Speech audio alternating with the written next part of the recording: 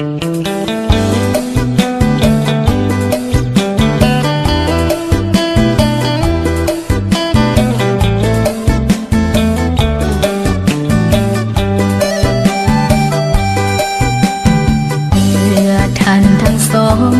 ความหมายปองของใจเป็นหนึ่ง